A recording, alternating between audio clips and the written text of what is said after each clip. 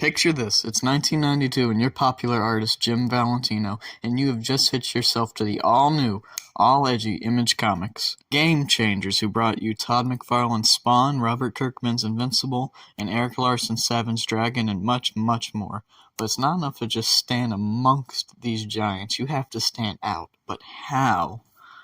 You ponder this question for like hours and hours until suddenly you're blessed with the answer, the $1,000,000 idea, the next big hit, the next Batman, the next Spider-Man, the next Goku, and this masterwork of fiction is Batman, but he has AIDS.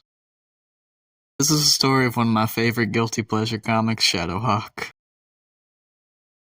Now, before I dive into the story of the booty-fuck Batman known as Paul Johnstone, I'd like to point out that old Jimmy Boy here hates his own character. Now, I ain't gonna delve too much into this or the creation behind ShadowHawk. I just want to talk about the story within the pages. But pretty much, Jim would rather be writing Guardians of the Galaxy, Spider-Man, Wood God, The Last Cockbender, pretty much anybody that isn't ShadowHawk. That's because ShadowHawk wasn't some project made out of passion by Jim. This was him trying to more or less cash in and match the style of other popular books at that time. But enough backstory, let's start talking about ShadowHawk. Now, the first arc of ShadowHawk, it's okay.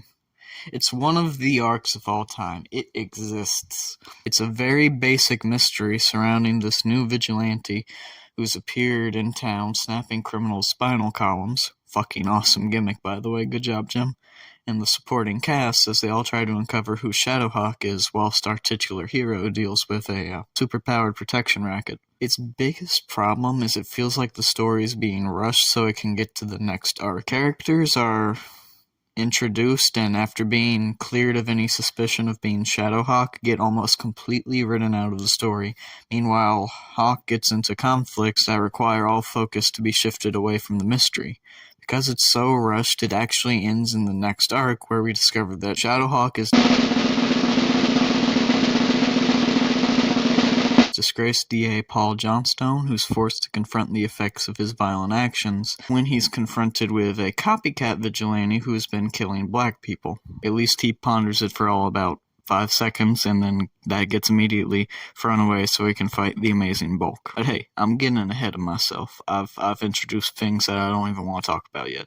That's my bad. So let me start with saying what I like about this arc. Now that I've stated all the things that I dislike, I would definitely say the best part would have to be our villains. They're low-level superpower types, not trying to take over the world, just trying to make a quick buck. Most of them have been hurt directly by ShadowHawk, with Vortex's brother here being one of his victims, and Arson being turned from dude in a lame suit to walking fireball via a skirmish with ShadowHawk.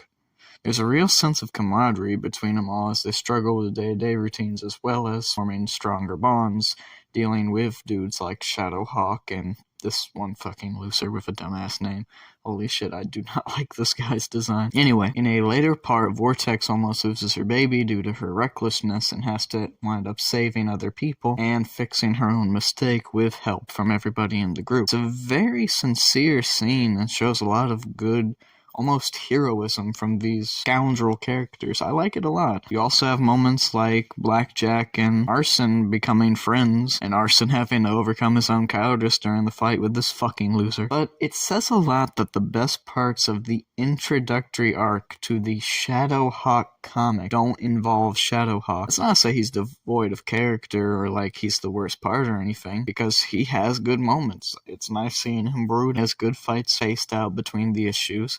And hell, he even gets outclassed by characters like Savage Dragon and gets a chance to showcase his fierce determination that becomes a very strong point in the much, much, much weaker final arc.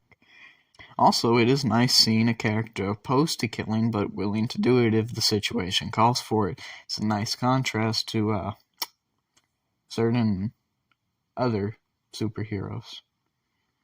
We all know the ones I'm talking about. Like, come on, just kill the dude. It would make everything so much easier. While it is a little underwritten, it's good seeing moments like these two cops distrusting each other over who could be ShadowHawk, and Paul losing his brother to drug addiction. Also, these detectives that I mentioned, they get almost completely run out after Paul's fight with Savage Dragon. But now that we've got that out of the way, let's talk about the next arc. The one I brought up a little too much. It's my first video, please be nice. ShadowHawk is determined to find his copycat because it doesn't take a genius to figure out that it's bad rep to have somebody with your name killing people. He confronts Hawk Shadow, fucking awful name, goddamn, and reveals to us, the reader, and his copycat, that he is Paul Johnstone.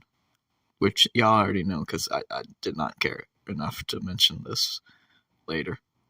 I didn't feel like playing pretentious mystery YouTuber. Anyway, after he handles this dumbass, he almost gets killed by a mercenary hired by the police to bring him in. Only he's an honorable mercenary, so he lets him go.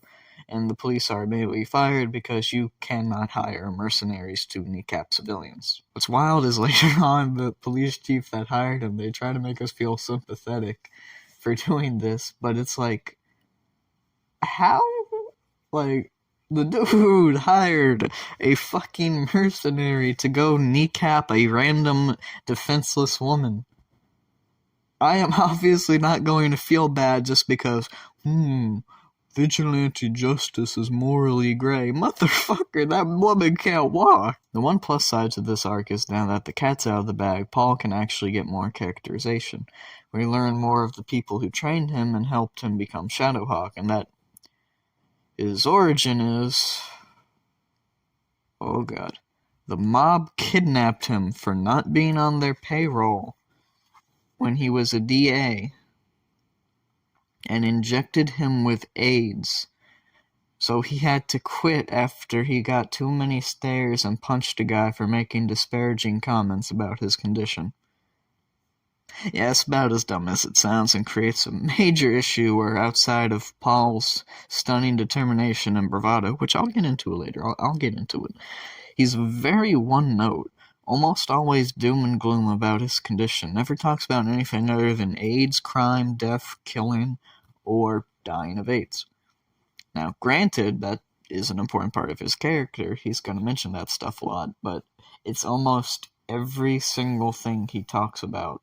You never really see him get a chance to relax like other superheroes, like, say, Spider-Man or Batman. Hell, even the Punisher got more chances to relax than fucking Paul does. I make him sound a little worse than he is, but I want to get back to the actual story beats and we'll touch up on what I like about him later. And, credit where it's due, ShadowHawk was published at a time where it would be a daring decision to have a character be HIV positive, considering there was so much stigma and misinformation about disease. Jimmy Boy here even posts a letter page where he debunks some contradictory ideas about the disease and posts more information about it. It's very admirable, but personally, I think it's a little bit cowardly to have Paul be injected with it by villains rather than get it the way most people would get it. You know. Sex! I mean, he already had enough of a reason to hate crime with his DA job forcing him to see the worst in humanity, and his brother tarnishing the family name with his drug addiction. Having forceful AIDS injection by two random thugs be his primary motivation for stopping crime feels really, really forced and, just stupid.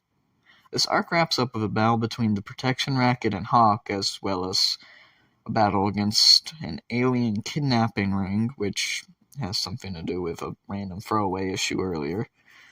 Hawk acts like a really strange hypocrite in this, because earlier he was completely fine with destroying this alien, but now that Vortex wants to do it after it threatened the life of her child, he's all like, no, all life is precious, but he's never usually acted like that before.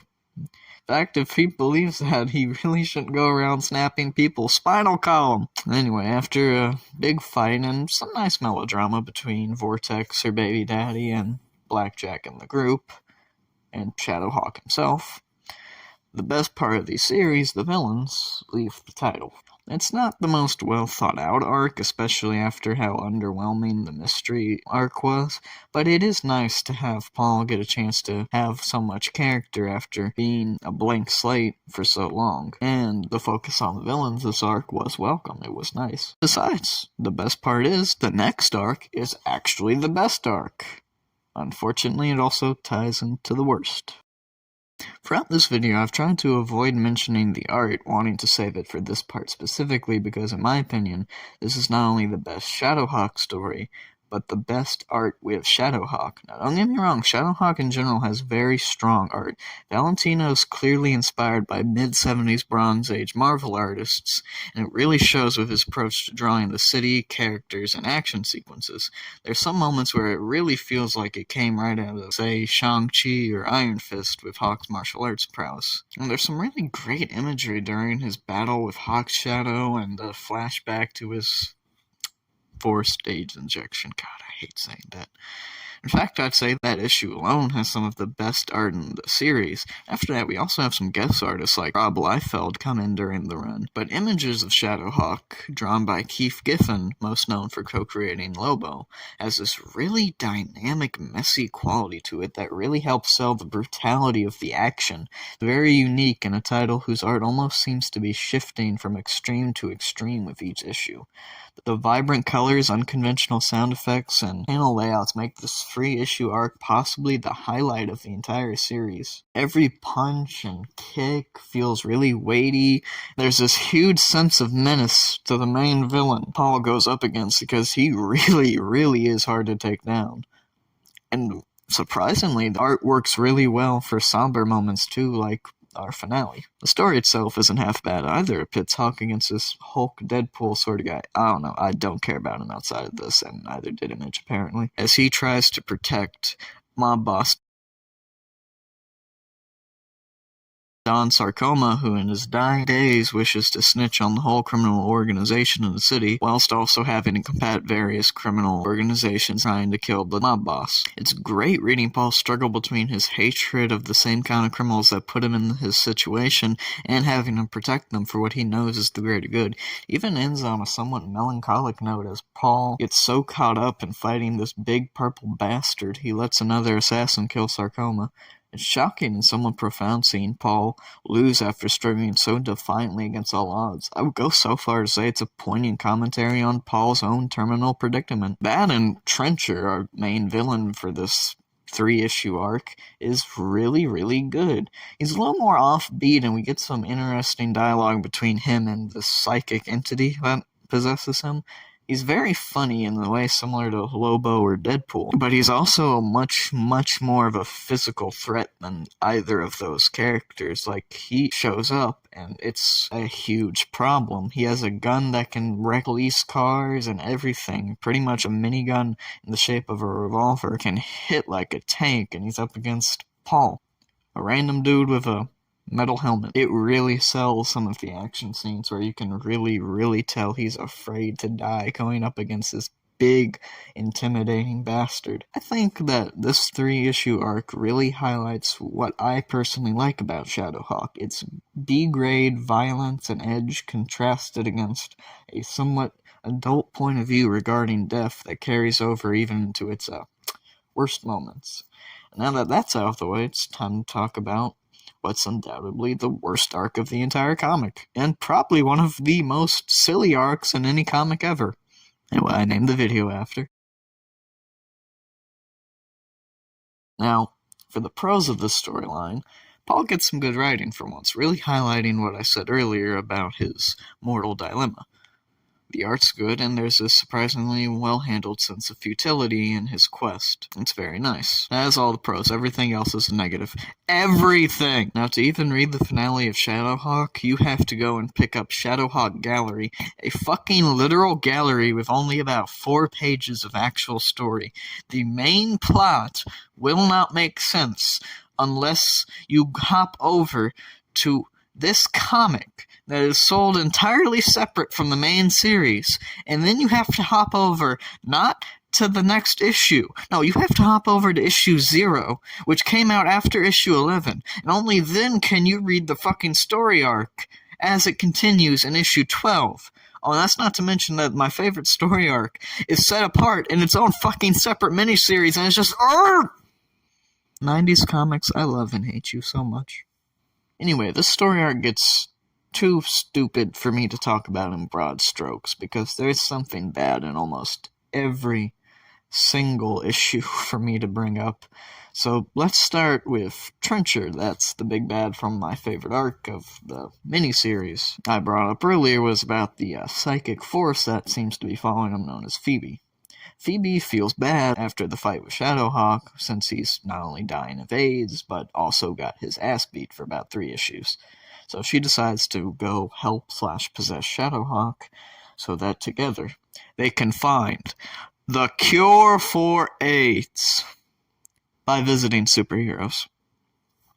Yeah, this is the biggest issue with the arc, is that while you could theoretically do a story about trying to find a sci-fi cure to AIDS, there has been similar sci-fi flicks about curing cancer and other such diseases before, and there's nothing inherently wrong with the idea that the initial approach of the arc seems to be taking, of, hey, big corporation typically hide stuff, let's go break into a couple of them.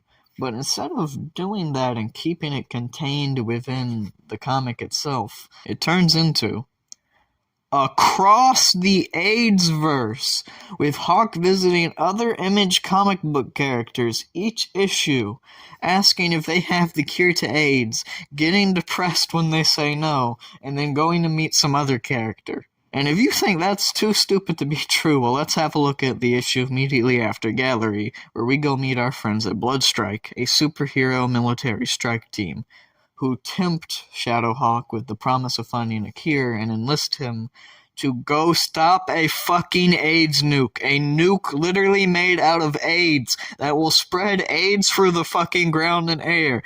It is an AIDS bomb. So Paul naturally must go stop them with the help of these two dorks. The only reason they recruit Paul to do this, by the way, is he already has AIDS. Remember what I said earlier about it being a daring decision to have a guy with AIDS as the main character? Yeah, I take that. Bad Jim Valentino. Bad Jimmy boy. But aside from the silliness of the concept, it's an okay issue. It flows at a decent pace, and it's drawn by Rob Liefeld, and oddly enough, despite liking his style, it really feels like he's phoning it in here. It lacks a lot of the typical dynamism found within his work in, say, X-Force Youngblood or other such titles. But hey, outside of the fucking AIDS nuke, it's alright start to ShadowHawk's last real arc, and the next issue is actually pretty good. It's a team-up between Hawk and Chapel, another of Liefeld's characters, who I do not wish to discuss as much as Paul and Chapel. Oh, I'm sorry, I misspoke. Who I do not wish to discuss as much as Paul, because this is called ShadowHawk, not Chapel. Anyway, they both try to find another lead at some shady medical corporation, and it's pretty good. Hawk Shadow makes another appearance and gets his ass beat. ShadowHawk acts like a hypocrite again, and Chapel and Hawk have this really cool buddy cop chemistry to them. It's really funny, and they get along really well. I'd like to see more with them if ShadowHawk didn't, have a terminal disease, and Chapel didn't, get a terminal disease and blow his head off. Sorry for spoiling Youngblood, but none of y'all are reading Youngblood. But the art in this issue is really fantastic. It's done by Walter McDaniel and is very stylish and has some really fantastic shading going on. And just like last issue, this is going to be a repeating formula. Paul doesn't find what he's looking for, talks to Phoebe, gets all mopey, and Phoebe decides to try to fix things by telling him where he could look, and gets teleported right into next issue, where things start getting worse. Worse! As I already said, this arc's biggest issue is that it's all crossover bullshit. Just non-stop crossover bullshit. This is the type of story that could have really worked better as just a solo-contained story kept just between the main cast of ShadowHawk. But because this is not that story, this is into the AIDS-verse, we have to deal with the entire Image universe all running into him. And this time, he gets to go meet in the middle of a harbor for some reason the Wildcats. Who are the Wildcats? Great Value X-Men. Why is he meeting the Wildcats? Why, to get a kick-ass robot body so we won't have to worry about curing AIDS. Robots can't get AIDS after all. Only this stroke of brilliance fucks up for plot reasons. Literally no other reason. But before that, they try to pull out the AIDS from him with magic, only for that to also fail, because the AIDS has a demon form! Y'all, this used to be about Dollar Tree Batman, now we got motherfucking AIDS demons. Somebody call Tanjiro or something. I can't deal with this. I'm sorry, y'all. Anyway.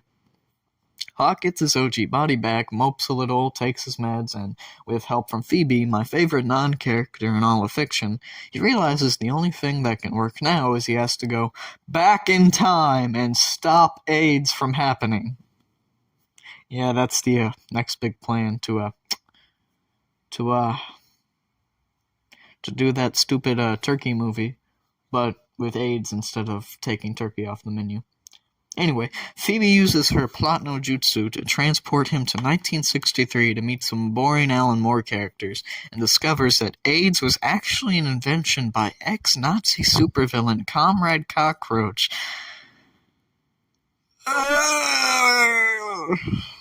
So we must travel with a literal god to prevent AIDS from happening, and you see why I called this shit stupid. Anyway, he fails, AIDS happens, and even a fucking Egyptian god in the image version of Doctor Strange can't cure AIDS somehow. So, once again, he leaves like a tree, journeys off to a world made up entirely of furries, and in the most unrealistic turn of events ever, it's the furries that have the cure to AIDS. Jim, why? But whilst Hawk's getting a little too friendly with these people, like, very friendly, it's scary. It's scary. His personal trainer is being a complete dumbass and telling people that she knows who ShadowHawk is, whilst he is still wanted by the police for, that whole vigilante justice breaking people's spinal column thing. Anyway, back in the furryverse. Paul gets kicked out before he can get fully cured because the furries are having a tri-war over, I don't know, the sacred yiffing grounds or something. So his only options left is to go visit the only other two original Image characters he hasn't met yet. Spawn and Supreme. It's about time I talk about this. It's been very clear at this point that Valentino and company have run out of steam now, with this arc feeling like it's just going through the motions until the finale. The Supreme issue is pretty much boring, repetitive. It's not even mostly ShadowHawk. He just flips around people while Supreme fights some, I don't know, Dollar Tree Fantastic Four knockoffs. The only standout moment being Paul wanting to get shot in the head after all else fails. And in Spawn's issue, he meets his brother who's reincarnated as a demon, and there gets a strange allusion to destiny, and Spawn acts like a dick, but that's Spawn. Spawn always acts like a dick. So, now we're at the final issue of ShadowHawk, before the infinite reboots, but let's not talk about that. The final issue of ShadowHawk, titled, Can a Hero Die? There's this real sense of melancholy permeating the issue this time, from the darker shadows on characters, the more up-and-close panels dedicated to the characters' facial expressions. And admittedly, after so much bullshit, it's a somewhat solid final issue which sees Paul best his archenemy as a final hurrah as he succumbs to his illness. His family members all gather and mourn his life and legacy. It's all pretty good. I like it. There's some harrowing imagery here and some really good writing. But once again, my only issues stem from the fact it's part of the AIDSverse crossover, where every single issue before this was a crossover of some kind, which really, really ruins the emotional impact. And this especially becomes true when the end fucking teases a sequel of sorts with someone else stealing the ShadowHawk costume. But that's it. That's ShadowHawk. A violent, fun, well-drawn, messy little attempt at making a new Batman for a new age. I, for one, kinda wish there were more series like it. In a time where comic books are either generic battle shonen number 42734932489, or a mediocre movie tie-in, or hot garbage, it's nice going back, read a book that, as trashy as it is, wants to discuss in the most humane manner possible themes such as loss, death, our legacy, and what we leave behind. I genuinely feel like we could learn something from this era of comics where mature topics were often contrasted against over-the-top dynamic action. I believe we could really get something out of it that we're sorely missing, or at the very least get some entertainment value out of a crappy YouTube video by a first-time YouTuber. That's all I got for y'all. Peace, y'all. Have a nice day.